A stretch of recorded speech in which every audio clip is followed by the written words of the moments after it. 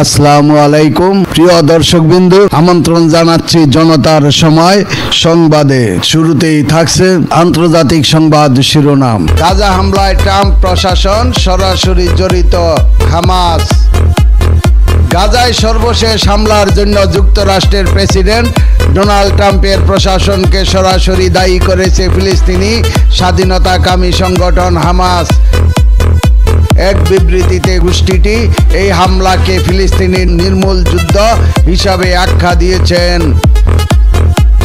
Hamas দাবি করছেন Israeli বাহিনী গাজার রাফা, খান ইউনিস, দেউর আল বালা ও গাজা সিটির তুফা এলাকায় বর্বর গণহত্যা চালিয়েছে।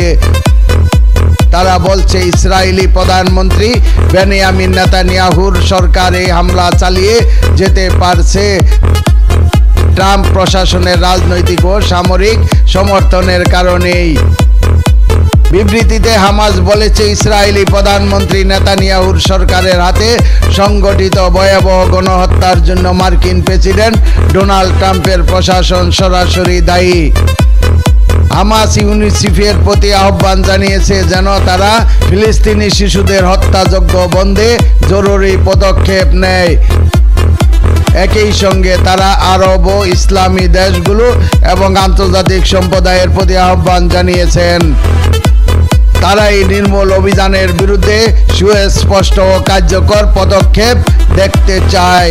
প্রিয় দর্শকবৃন্দ, আজকের প্রতিবেদন এই পর্যন্তই শেষ করছি। আমি মনসুর রহমান পাশা, জনতার সময় টিভি। আল্লাহ হাফেজ।